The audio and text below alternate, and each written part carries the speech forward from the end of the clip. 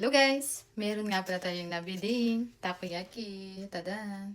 Ito siya. Dalawang shuroy. Yung putatsu. Dalawa. Tapos ito, parang tinapay, di ba? Takoyaki siya guys. Ang cute. Tara, tikman natin. Anong lasa? Ano siya? Nakalagay lang siya dito. Pero takoyaki siya, no? Tikman natin. Anong lasa? Tara, guys. Tara, tikman natin kung ano ang lasa. Ang cute lang niya. Kaya, napabili ako. Sabi, kainin daw agad nung binigay sa akin. Wala akong, kaya nakabike lang ako.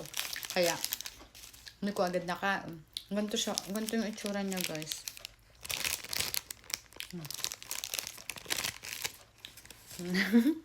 Parang tinapay.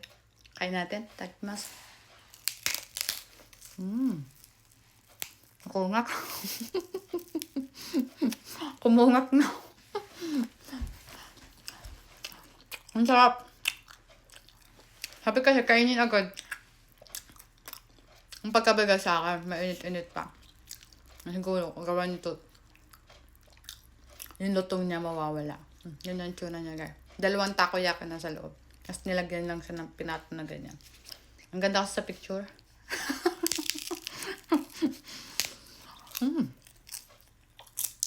Oh.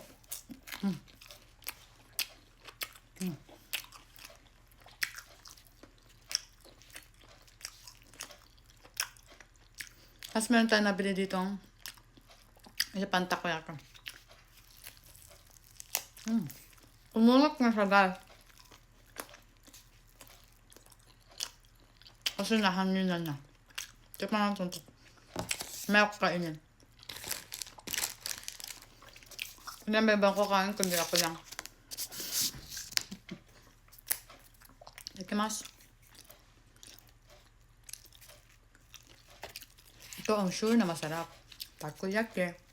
Ang dami niyang toppings oh. Ikimasu.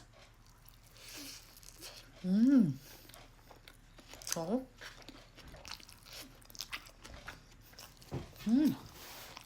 Ang sarap.